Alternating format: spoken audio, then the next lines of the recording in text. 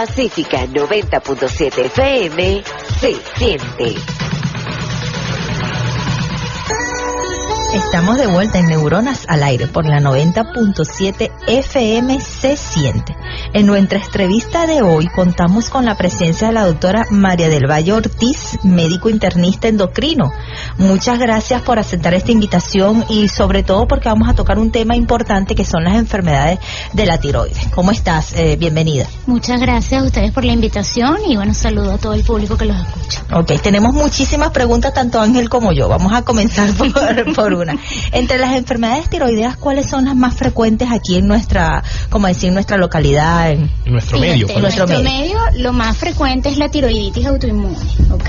Acuérdate que ella afecta más a mujeres que a hombres, aunque también hay hombres que padecen tiroiditis.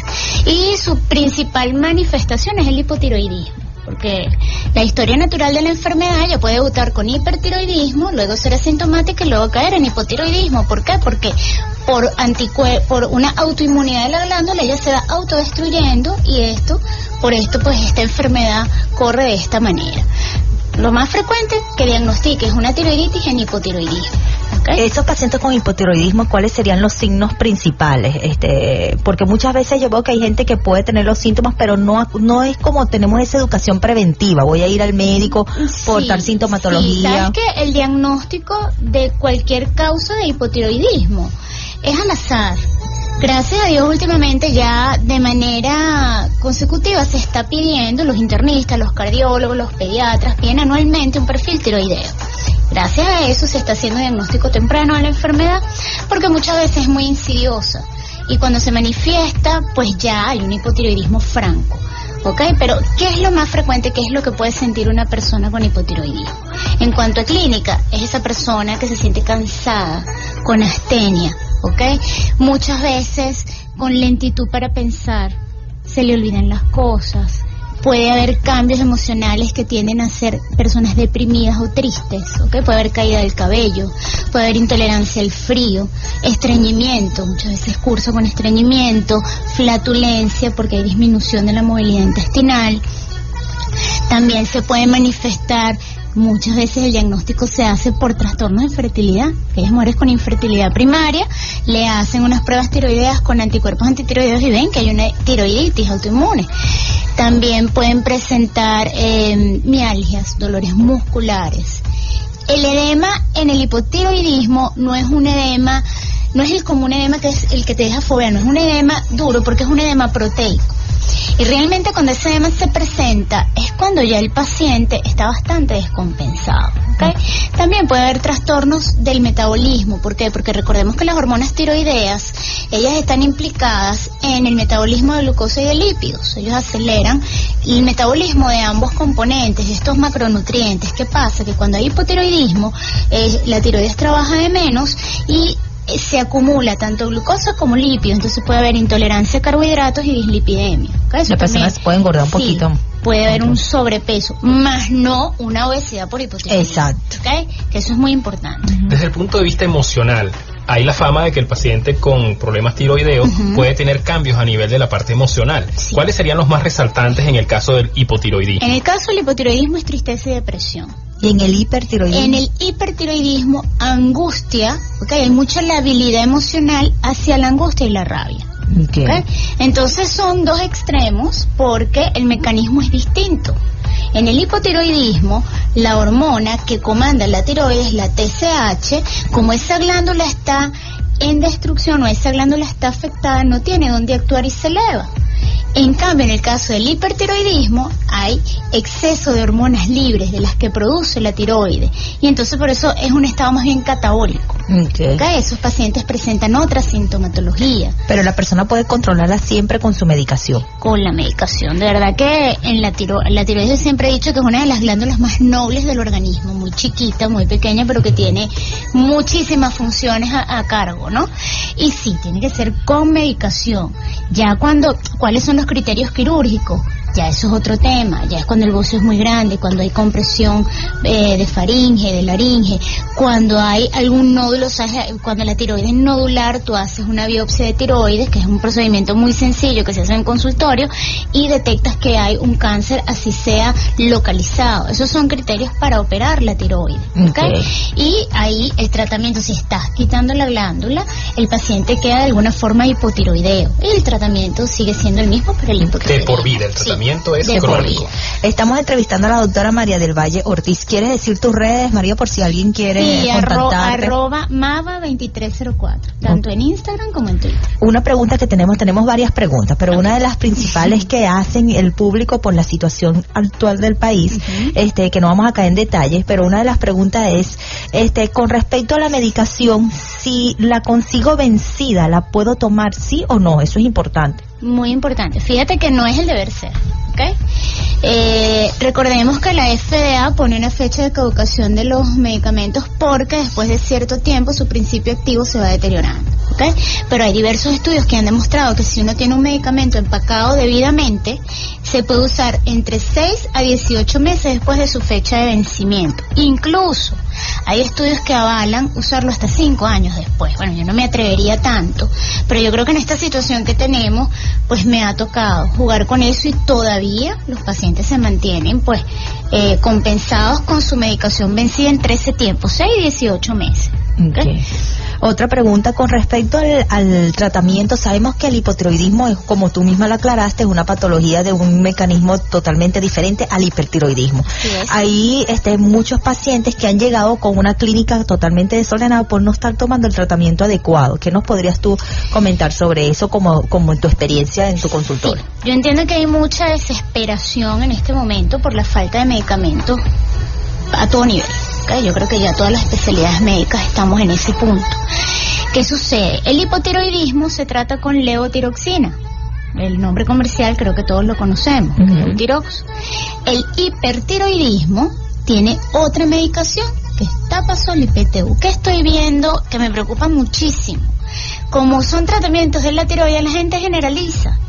Hay muchos pacientes que están tomando tratamiento para hipertiroidismo cuando su patología es hipotiroidismo.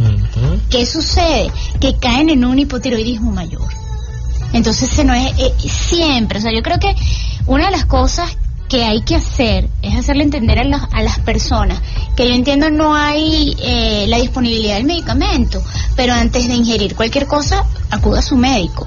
¿Sabes? Yo entiendo que el vecino regala, que estamos en una situación en que todos nos queremos ayudar, pero hay ayuda que no es ayuda.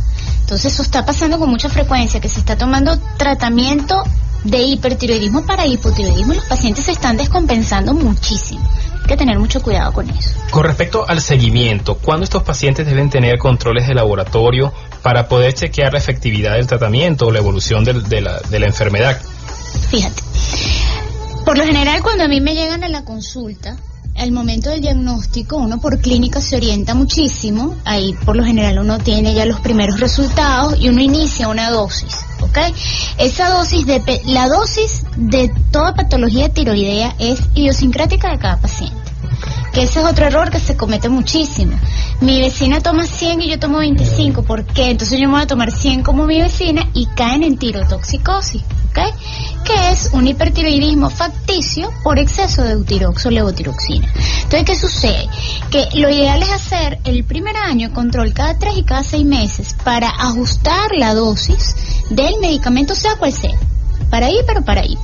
¿Okay? Y dependiendo también de la etiología, porque muchas veces cuando el hipertiroidismo es franco, hay que ver al paciente con mayor frecuencia hasta que logremos calmar esa situación, porque el hipertiroidismo, a diferencia del hipotiroidismo, es un estado catabólico donde se pierde peso, donde no se tolera el calor, donde pueden haber arritmias, palpitaciones, donde pueden haber crisis hipertensivas, donde en vez de estreñimiento hay aumento del número de evacuaciones que pueden llegar a hacer diarrea. La pérdida de peso es importante y la labilidad emocional es muy franca.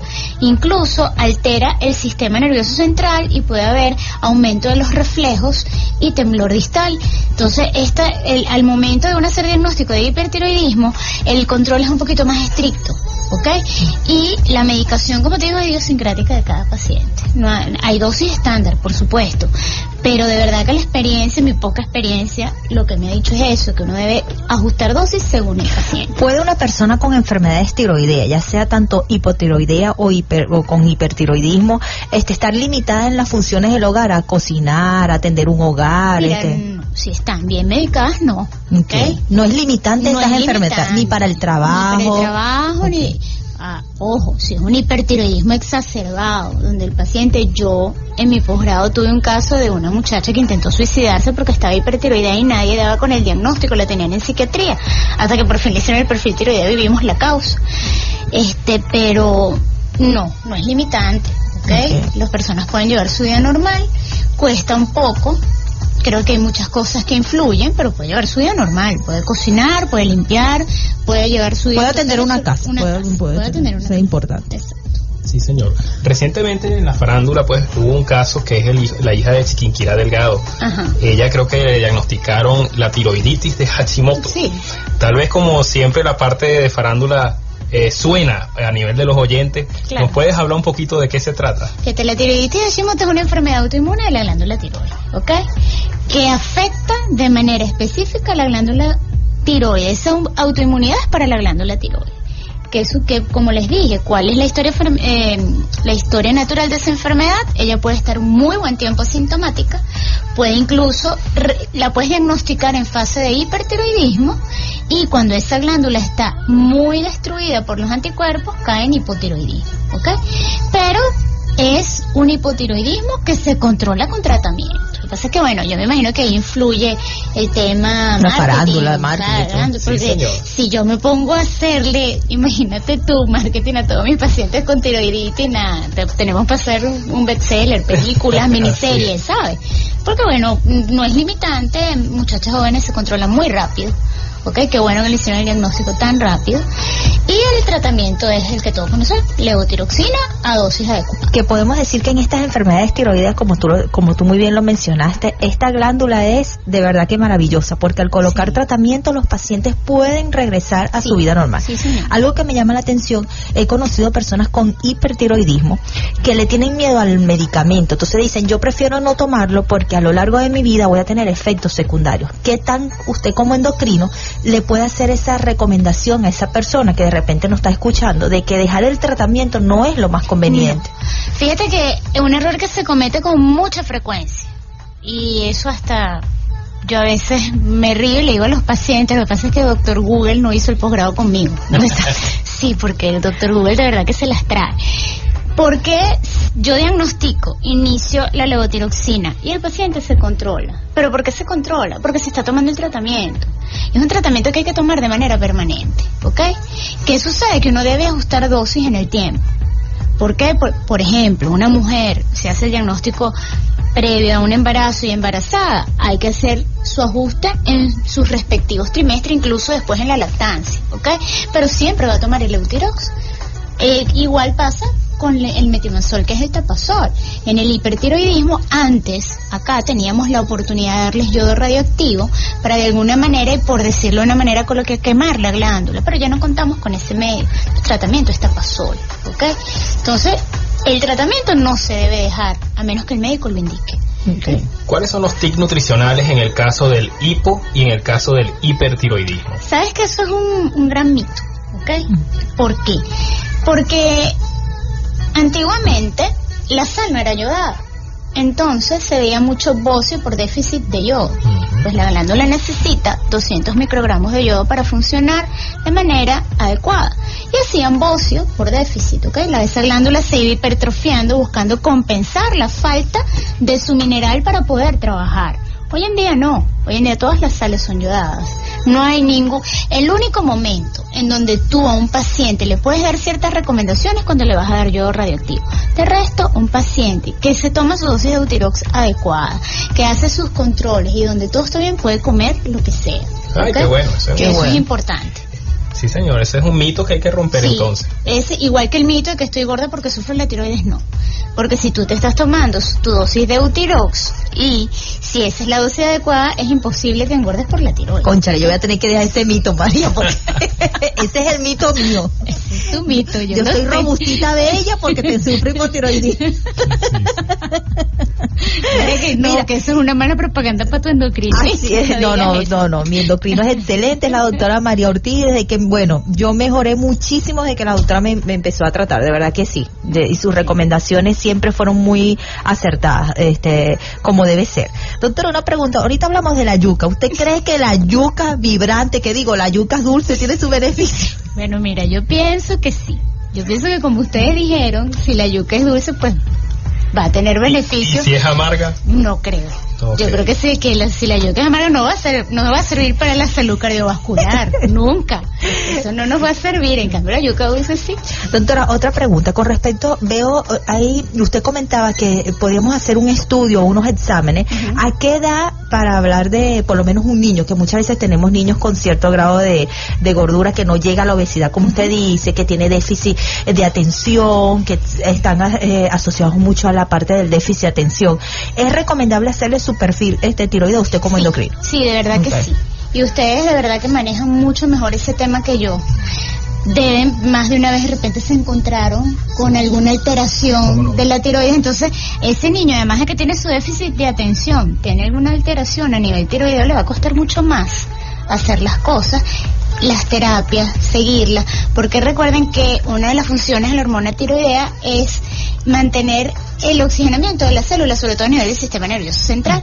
Por eso es que hay tanta labilidad emocional, tanta alteración, y en niños incluso se ve retardo en el crecimiento, muchísimas cosas que lo afectan si hay una patología tiroidea adyacente. Siempre es bueno hacer de manera rutinaria anualmente el perfil tiroideo. Ok, doctora, el tiempo en la radio es oro y se nos está acabando. Un último tip para esas personas que tienen hipertiroidismo o hipotiroidismo, que no se han tratado, que siempre agarran una excusa como estas enfermedades de la glándula para decir cuando están mal en una relación o en su trabajo, siempre excusar. ¿Es realmente la glándula tiroidea el problema o es la persona en sí?